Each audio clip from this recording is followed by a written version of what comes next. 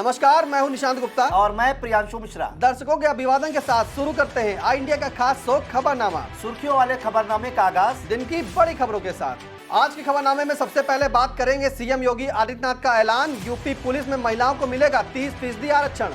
सीतापुर में कांग्रेस से काफी नाखुश नजर आए अखिलेश यादव। आजम फैमिली की सजा पर शिवपाल यादव का छलका शायराना दर्द। फिर बात करेंगे यूपी रोडवेज के संविदा कर्मियों को भी मिलेगी पारिवारिक यात्रा पास सुविधा। खबरनामा के अंत में बात करेंगे मौसम विभाग का दावा, यूपी वाले सर्दी के लिए हो जाएं तैयार। लेकिन पहले नजर सुर्खियों पर। लोकसभा चुनाव में बेहतर प्रदर्शन के लिए मायावती ने बदली रणनीति। अब 3 जांच एजेंसियां बढ़ाएंगी आजम फैमिली की मुसीबत। सड़क पर उतरने के बाद शिक्षा मित्रों की हुई सुनवाई, मानदेय वृद्धि को लेकर बनेगी कमेटी। सड़कों को गड्ढा मुक्त करने के खेल पर शासन ने किया ड्रोन वार। यूपी में पंचायत सहायक भी जारी कर सकेंगे जन्म मृत्यु प्रमाण पत्र। भाजपा के दलित प्रेम पर भीम आर्मी चंद्रशेखर ने सुनाई खरी खरी। शाहजहांपुर जाते समय सीतापुर में सपा प्रमुख अखिलेश यादव का जगह जगह हुआ स्वागत। लखीमपुर में भाजपा ने आयोजित की वोटर चेतना महाअभियान की कार्यशाला।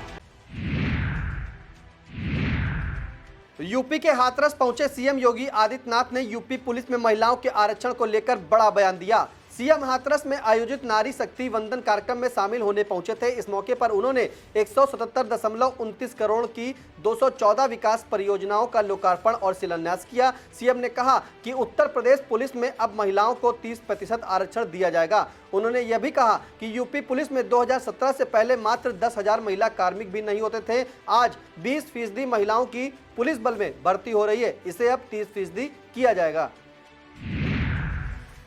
सपा के कद्दावर नेता आजम खां और उनकी पत्नी तथा बेटे को रामपुर कोर्ट ने 7-7 साल की सजा सुनाए जाने के बाद यूपी की सियासत गर्म हो गई है। सपा प्रमुख अखिलेश यादव ने जहां सजा सुनाए जाने के बाद फौरन बाद ही कहा था कि आजम खां को मुसलमान होने की सजा मिली है, उनके खिलाफ साजिश और षड्यंत्र रचा गया है। अखिलेश यादव के बाद अब राष्ट्रीय महासचिव शिवपाल यादव का भी दर्द छलका है। शिवपाल यादव ने एक्स पर पोस्ट करते हुए एक शायरी के जरिए अपना दर्द बयां किया। उन्होंने लिखा कि आफताब छिप गया तो क्या गम, सुबह नव जरूर आएगी, शर्त बस यही है कि वक्त का थोड़ा इंतजार कीजिए।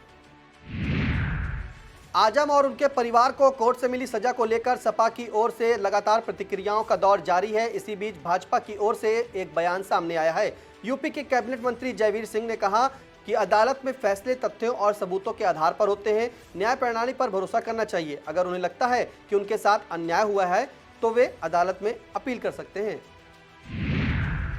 आगामी लोकसभा चुनाव में बसपा बेहतर प्रदर्शन कर सके, इसकी रणनीति पर बसपा सुप्रीमो मायावती ने काम शुरू कर दिया है। मायावती के निर्देश पर जहां एक ओर तो पार्टी के बड़े चेहरों सहित पूर्व सांसद और विधायकों को लोकसभा के समर में उतारने की तैयारी हो रही है, इसके लिए बसपा के मंडल प्रभारियों को ऐसे प्रत्याशियों को पैनल भेजने के लिए निर्देश दिया गया है जो लंबे समय से पार्टी के प्रति वफादार और लगातार अपने क्षेत्र में सक्रिय बने हुए हैं। लगातार बसपा की मंडलवार बैठकें जारी हैं। इन बैठकों में हार की वजह जानने के साथ साथ उम्मीदवारों के चयन पर भी मंथन हो रहा है। बसपा प्रमुख ने पिछले 4 चुनावों की रिपोर्ट भी मांगी है। यूपी रोडवेज के संविदा कर्मियों को बड़ी सौगात मिलने वाली है। रोडवेज में कार्यरत संविदा और आउटसोर्स कर्मचारियों को नियमित कर्मचारियों की तरह से पारिवारिक यात्रा पास की सुविधा भी दी जाएगी। यह सुविधा अभी तक इन्हें नहीं मिल रही थी। UP roadways chairman L Venkateshwarlu की अध्यक्षता में आयोजित विभागीय बैठक में इसका निर्णय कर लिया गया है। इसके अलावा राजधानी बसों के किराए में जो 10% की वृद्धि की गई थी उसे कम कर दिया गया है। रोडवेज के यातायात अधीक्षक और यातायात निरीक्षक को 2 जोड़ी का वर्दी और सुरक्षित चालन प्रोत्साहन योजना के तहत चालक व परिचालक को हर महीने दुर्घटना शून्य भत्ता दिया जाएगा। इजराइल और हमास के युद्ध में देश के अधिकांश विपक्षी दल जहां फिलिस्तीन का नाम लेकर हमास के पक्ष में खड़े नजर आ रहे हैं, वहीं प्रधानमंत्री नरेंद्र मोदी ने इस जंग के पहले ही दिन से इजराइल के लिए खुलकर समर्थन किया है। अब इसी बीच बसपा सुप्रीमो मायावती ने भी इस मुद्दे पर भारत के स्टैंड को सही करार देते हुए कहा कि इसी स्टैंड पर मजबूती के साथ खड़े रहने को जरूरी बताया है। मायावती ने एक्स पर पोस्ट किया कि भारत को इस मामले में अपने स्टैंड पर कायम रहना चाहिए। दो जन्म प्रमाण पत्र मामले में कोर्ट द्वारा सजा सुनाए जाने के बाद जेल की सलाखों में पहुंची आजम एंड फैमिली की मुसीबतों का अंत होता नजर नहीं आ रहा है। अभी 3 एजेंसियां उनके मुसीबतें बढ़ाने की तैयारी कर रही हैं। इनमें ईडी, आईटी और यूपी पुलिस की एसआईटी शामिल है। दरअसल आजम खां और उनके परिवार के विरुद्ध तमाम अलग अलग केस दर्ज हैं, जिनकी जाँच यह तीनों एजेंसियां कर रही हैं। हाल ही में हुई छापेमारी में 800 करोड़ रुपए की हेराफेरी के सबूत आयकर टीमों के हाथ लगने की बात सामने आ रही है, जिसे लेकर आयकर की ओर से इसकी विस्तृत रिपोर्ट ईडी को भेजी गई है। आईटी और ईडी के अलावा यूपी पुलिस की एसआईटी जल निगम भर्ती घोटाले में आजम की भूमिका के सबूत जुटा आ रही है। ऐसी जानकारी है कि इस मामले में भी आजम खां की मुश्किलें जल्द बढ़ सकती हैं।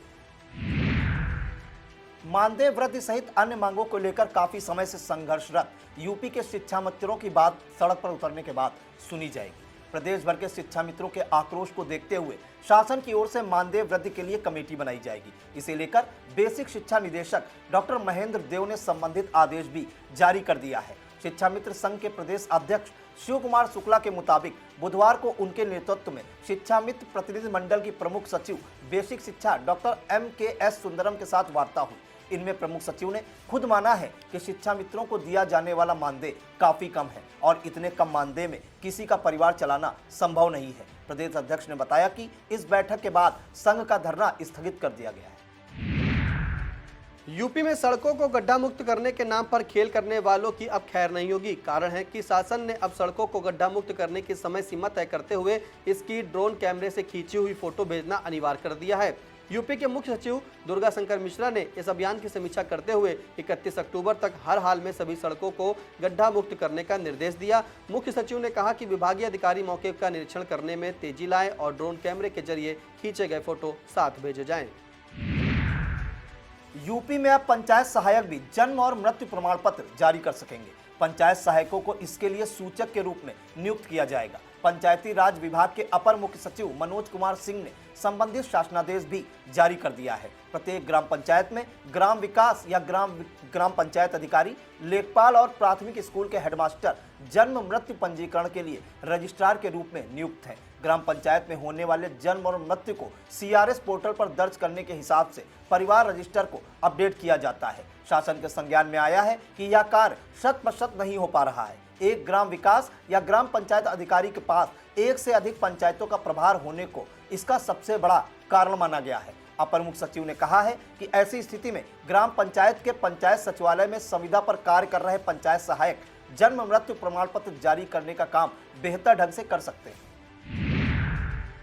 भाजपा द्वारा दलितों को साधने के प्लान पर भीम आर्मी चीफ चंद्रशेखर ने बड़ा बयान दिया है। भीम आर्मी चीफ ने एक्स पर पोस्ट करते हुए लिखा कि आरक्षण विरोधी नीतियां, प्रमोशन में आरक्षण की खिलाफत, संविधान बदलने का षड्यंत्र, जातिगत जनगणना का विरोध, जनसंख्या के अनुपात में हिस्सेदारी का विरोध, भाई रोहित वेमुला, पायल, डेल्टा मेघवाल की संस्थागत हत्या, 2 अप्रैल 2018 के भारत बंद आंदोलन में दलितों का दमन, दलित आदिवासी के चेहरों पर पेशाब करने वाले, 69,000 शिक्षक भर्ती घोटाला करने वाले, बहन मनीषा बाल्मीका का समर्थन करने वाले भाजपाइयों का ये दलित सम्मेलन नहीं बल्कि शिकारी द्वारा लगाया मचान है।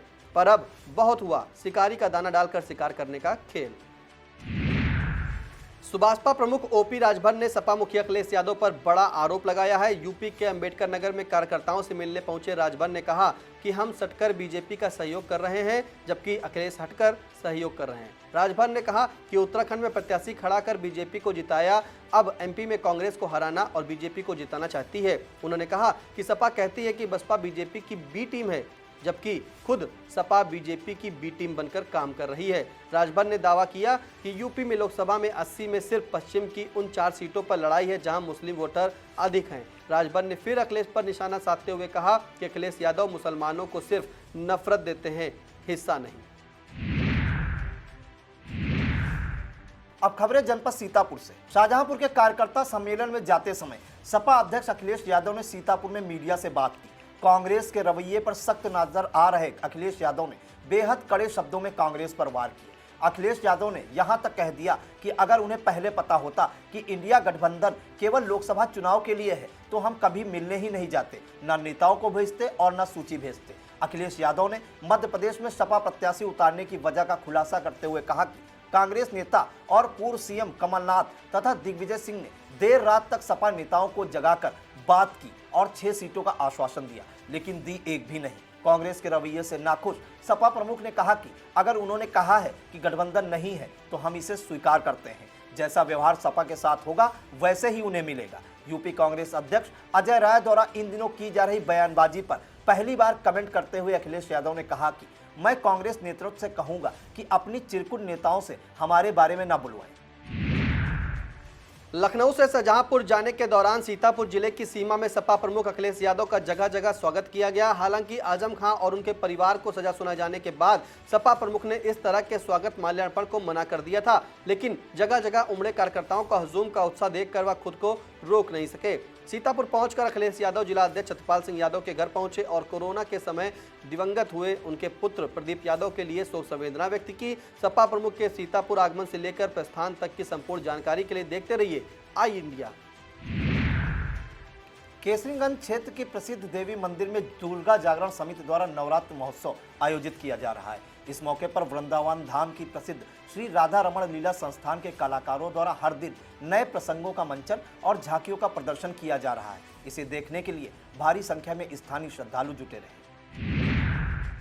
लहरपुर नगर क्षेत्र के उदासीन आश्रम संगत में स्वर्गीय राजेंद्र सिंह यादव की पुण्य स्मृति में उनकी पत्नी जय देवी यादव द्वारा मूर्ति की प्राण प्रतिष्ठा का आयोजन किया गया। इस क्रम में पंडित राम नारायण शास्त्री ने पूजा संपन्न कराई। श्रीचंद्र भगवान की मूर्ति भी स्थापित की गई। इस मौके पर एक शोभा कलश यात्रा का आयोजन किया गया। शोभा यात्रा में मुख्य रूप से बाबा गोविंद दास, राम नारायण शास्त्री, उमेश मेहरोत्रा, अखिलेंद्र यादव, रिंकू यादव, निखिल मेहरोत्रा, गोलू टंडन और पप्पू पांडे आदि लोग मौजूद रहे। लहरपुर क्षेत्र के ग्राम गौरिया प्रहलादपुर में क्षेत्र में चल रहे संक्रामक रोगों को देखते हुए सीएससी द्वारा निःशुल्क स्वास्थ्य शिविर का आयोजन किया गया। कैंप में डॉक्टर खुशनूद आलम, डॉक्टर सरोज लता के द्वारा 110 मरीजों की निःशुल्क जांच कर दवाई वितरित की गई। इस दौरान 32 संदिग्ध मरीजों की मलेरिया की जांच की गई तथा डेंगू के 2 मरीजों की जांच LT रतिभानु वर्मा के द्वारा की गई। इस मौके पर कविंद्र वाजपेयी, आकाश बंसल, दिलीप कुमार, प्रांशु और सत्यम वर्मा आदि मौजूद रहे। केसरीगंज तहसील क्षेत्र लहरपुर के ग्राम बधफर में शिव मंदिर शाहपुर परिसर में 8वें नव दुर्गा जागरण में श्रीमद् भागवत कथा का आयोजन किया गया। अनुराग मिश्रा और उनकी टीम के द्वारा आयोजित इस कथा के तृतीय दिवस वृंदावन के आचार्य अनिरुद्ध कृष्णा जी महाराज ने भक्तों को कथा का प्रवचन किया। इस मौके पर आयोजक अनुराग मिश्र, गोलू, विकास मिश्र, मिथिलेश गौतम, अरविंद वर्मा, शैलेश त्रिवेदी, गुड्डू दीक्षित, सर्वेश गौतम, राजा मिश्रा और चौकी इंचार्ज धर्मेंद्र बहादुर सिंह सहित मय सहयोगी मौजूद रहे। वक्त हो चला एक छोटे से ब्रेक का। आप देखते रहिए खबरनामा।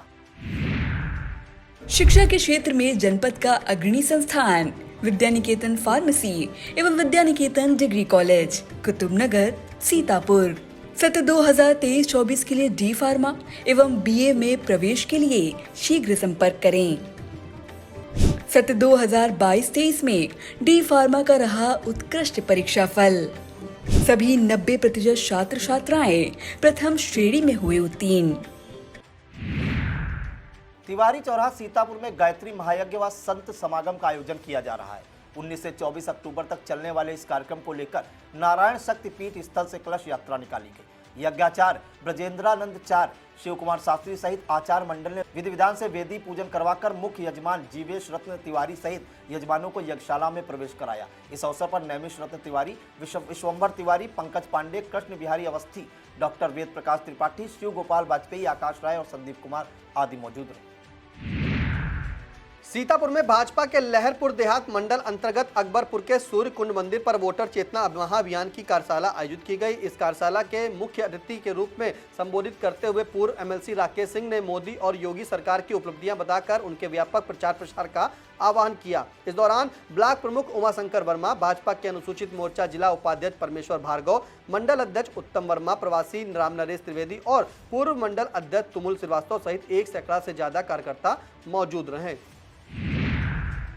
सीतापुर आंगनबाड़ी कर्मचारी संघ के जिलाध्यक्ष श्रवण कुमार वर्मा ने मांगों को लेकर मुख्यमंत्री को संबोधित ज्ञापन SDM को सौंपा। ज्ञापन में आंगनबाड़ी कार्यकर्त्री, मिनी कार्यकर्त्री एवं सहायिका कर्मचारियों को उनके मानदेय का भुगतान शासनादेश के मुताबिक प्रतिमाह किए जाने सहित कई अन्य मांगे रखी गई।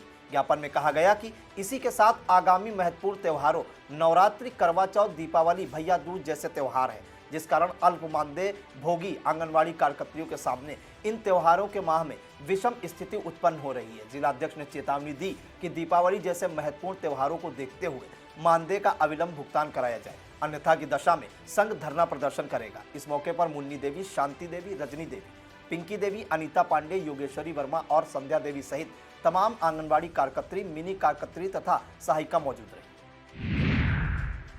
थाना रामपुर कला क्षेत्र अंतर्गत श्री सरयू प्रसाद इंटर कॉलेज सरैया राजा साहब में दौड़ प्रतियोगिता का आयोजन कराया गया तथा प्रतियोगिता में प्रथम, द्वितीय, तृतीय स्थान प्राप्त करने बालक एवं बालिकाओं को पुलिस अधीक्षक सीतापुर द्वारा दिए गए प्रशस्ति पत्र देकर सम्मानित किया गया। यह कार्यक्रम मिशन शक्ति अभियान के अंतर्गत रामपुर कला थाना प्रभारी भवनाथ चौधरी के दिशा निर्देशन में आयोजित किया गया। भारतीय मजदूर किसान वेलफेयर एसोसिएशन के राष्ट्रीय अध्यक्ष जागेश्वर वर्मा ने डीएम कार्यालय में ज्ञापन सौंपा। इस ज्ञापन को अतिरिक्त मजिस्ट्रेट ने प्राप्त किया। ज्ञापन में चीनी मिलों पर हो रही समस्याओं व अव्यवस्थाओं को लेकर 5 सूत्री मांगे रखी गई। इस मौके पर जिलाध्यक्ष संतोष कुमार राव, रमेश कुमार एडवोकेट, सचिन कुमार, जितेंद्र कुमार आदि मौजूद रहे। केंद्रीय सतर्कता आयोग के निर्देशानुसार प्रत्येक केंद्रीय कार्यालय में प्रतिवर्ष 30 अक्टूबर से 5 नवंबर तक सतर्कता जागरूकता सप्ताह मनाया जाएगा। इसी के तहत 16 अक्टूबर से 15 नवंबर तक देश में सतर्कता के प्रति जागरूकता को बढ़ाने के उद्देश्य से सतर्कता जागरूकता अभियान चलाया जा रहा है। इस क्रम में देश के प्रमुख राष्ट्रीयकृत एवं जिले के अग्रणी बैंक इंडियन बैंक के सीतापुर अंचल कार्यालय द्वारा रैली का आयोजन किया गया है।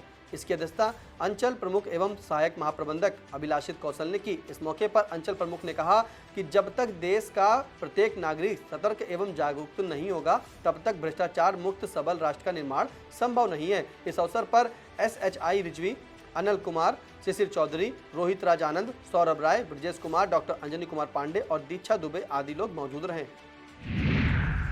सीतापुर के श्री श्री सार्वजनिक दुर्गोत्सव द्वारा आंख अस्पताल में 5 दिवसीय दुर्गा पूजा का आयोजन किया जा रहा है। बंगाली समाज द्वारा आयोजित सार्वजनिक दुर्गोत्सव का इस बार 48वां साल है। पंचमी के दिन पूजा मंडप पर रूपी मुखर्जी, निधि चक्रवर्ती, नीता दास, रिया दास, दीप्ति मुखर्जी, श्याम मलिक पोले और समाज की महिलाओं द्वारा नारियल व तिल के लड्डू बनाए गए। वास्तविक पूजा के 5 दिनों के दौरान असंख्य सरकार और अनुष्ठान होते हैं जो षष्ठी से लेकर दशमी तक चलते हैं। इस बार दुर्गोत्सव कमेटी के अध्यक्ष NN चटर्जी के नेतृत्व में कमेटी के पदाधिकारियों ने आपस में जिम्मेदारियां बांट ली हैं।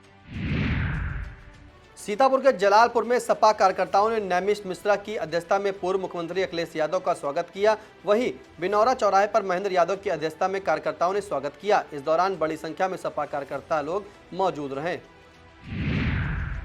कमलापुर के RBSBS इंटर कॉलेज में मिशन शक्ति अभियान के तहत छात्राओं की दौड़ का आयोजन किया गया। पहले राउंड में प्रथम, द्वितीय, तृतीय स्थान प्राप्त करने वाली छात्रा पिंकी बरखा मिश्रा सौम्या रही। वहीं दूसरे राउंड में प्रियंका गुप्ता प्रथम, ऋचा द्वितीय और किरण तृतीय स्थान पर रही। वहीं सीनियर वर्ग में सृष्टि मौर्य प्रथम, कोमल द्वितीय और लक्ष्मी देवी ने तृतीय स्थान प्राप्त किया। सभी विजयी प्रतिभागियों को CO सिधौली शोभित कुमार व SO कमलापुर जितेंद्र कुमार सिंह ने प्रमाण पत्र, शील्ड व पुरस्कार वितरण कर सम्मानित किया। इस मौके पर विद्यालय के प्रधानाचार्य राजेश कुमार श्रीवास्तव, अशोक कुमार सिंह, अपर्णा अवस्थी, ज्योति सिंह, ज्योति वर्मा और नीरज वर्मा आदि मौजूद रहे।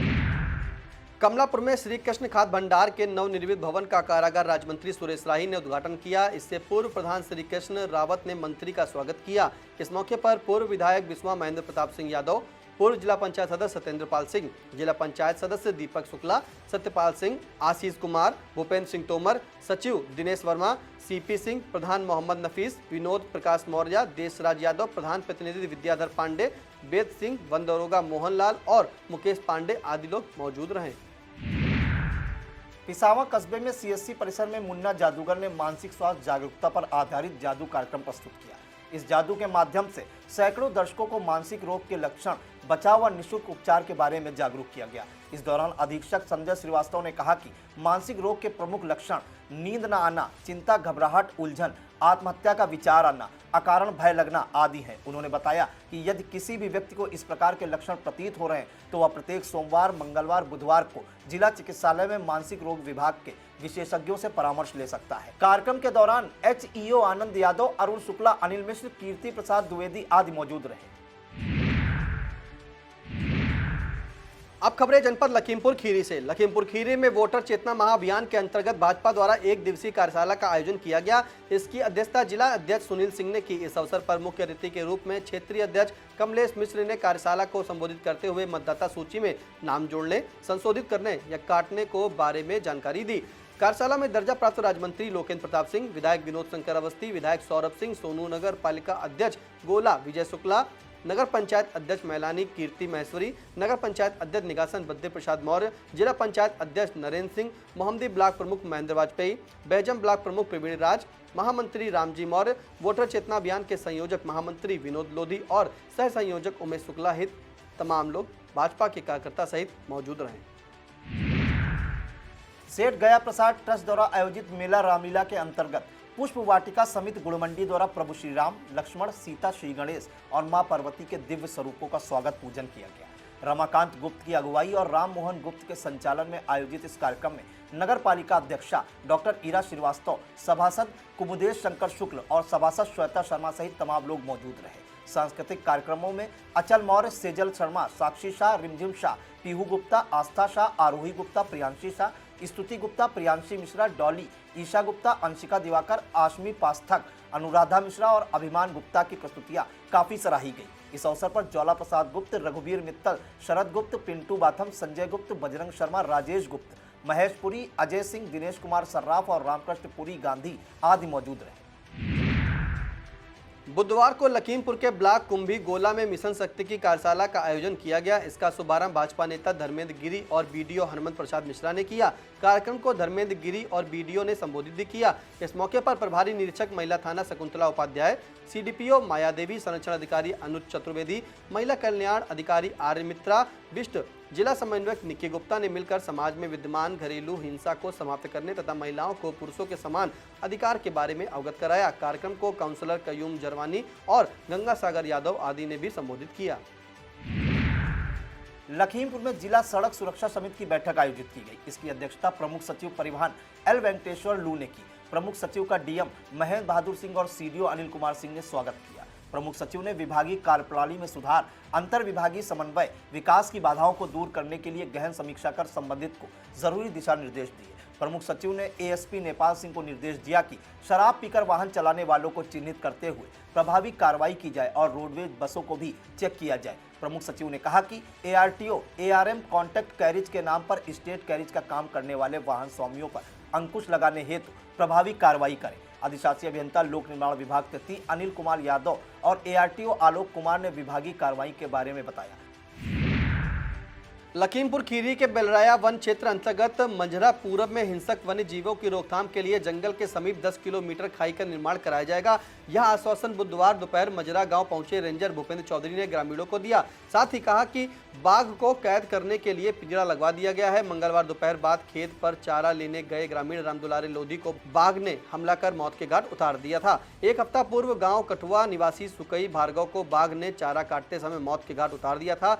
बाघ के हमले में हुई 2 मौतों के बाद बुधवार दोपहर गांव पहुंचे रेंजर भूपेंद्र चौधरी ने पीड़ित परिवार के जख्मों पर मरहम लगाते हुए आश्वासन दिया कि उन्हें अति शीघ्र आर्थिक मदद मिलेगी। उधर बाघ के हमले में हुई ग्रामीण रामदुलारे की मौत के बाद दूसरे दिन बुधवार को भी गांव में मातम छाया रहा और ग्रामीण बाघ के डर से सहमे हुए अपने अपने घरों में कैद रहे। उधर बैरिया के गाँव कठुआ में बाघ को कैद करने के लिए पिंजरा लगाने के साथ ही उसकी लोकेशन के लिए आधा दर्जन से अधिक कैमरे भी लगवा दिए गए हैं। धौरारा क्षेत्र गांव अघरा अमेठी निवासी विपिन कुमार पुत्र राममूर्ति ने कोतवाली में मुकदमा दर्ज कर बताया कि उसका बैंक खाता स्टेट बैंक ऑफ इंडिया में है। विगत दिनों उसके मोबाइल पर बैंक का एक मैसेज आया जिसका लिंक खोलने पर उसमें पैन कार्ड नंबर सबमिट करने का विकल्प आया, जिसमें पैन कार्ड का नंबर फीड करते ही उसका मोबाइल हैक हो गया। फिर जब सही हुआ तो पता चला कि उसके बैंक खाते से कुल 1,03,900 रुपये कट गए। कोतवाल दिनेश कुमार सिंह ने बताया कि मामले में आवश्यक कार्रवाई कर मुकदमा दर्ज किया जा रहा है। यूपी के रहने वाले सर्दी के लिए अभी से तैयार हो जाएं, यही कुछ कहना है भारतीय मौसम विज्ञान विभाग का। यूपी में इन दिनों मौसम का मिजाज कुछ ऐसा ही है कि लोग उनको समझ में नहीं आ रहा है कि कभी ठंड चुभने लगती है तो कभी कड़ी धूप पसीना निकालने लगती है। दरअसल अभी कुछ समय पहले ही पूरे यूपी में बारिश हुई थी। उसी समय से सुबह और शाम को सर्दी अपनी मौजूदगी दर्ज करा रही है। उधर इस समय पहाड़ों पर जबरदस्त बर्फबारी हो रही है जिसका असर मैदानी इलाके में साफ दिख रहा है। मौसम में आए बदलाव का कारण इसी बर्फबारी को बताया जा रहा है। भारतीय मौसम विभाग के अनुसार यूपी का मौसम सोमवार तक साफ रह सकता है। दिन में धूप निकल सकती है मगर सुबह और शाम सर्द रहेगी। सोमवार के बाद से यूपी का मौसम करवट लेगा और पारा गिर जाएगा। ऐसा माना जा रहा है कि इसी के साथ सर्दी का आगमन शुरू हो जाएगा। मौसम विभाग की माने तो अभी से ही यूपी के कई इलाकों में कोहरा दिखना शुरू हो गया है। जैसे जैसे ठंड का सीजन करीब आएगा वैसे वैसे कोहरा भी घना होता चला जाएगा। यह था आज का खबरनामा। आप देखते रहिए आई इंडिया। हमें दीजिए इजाजत। नमस्कार।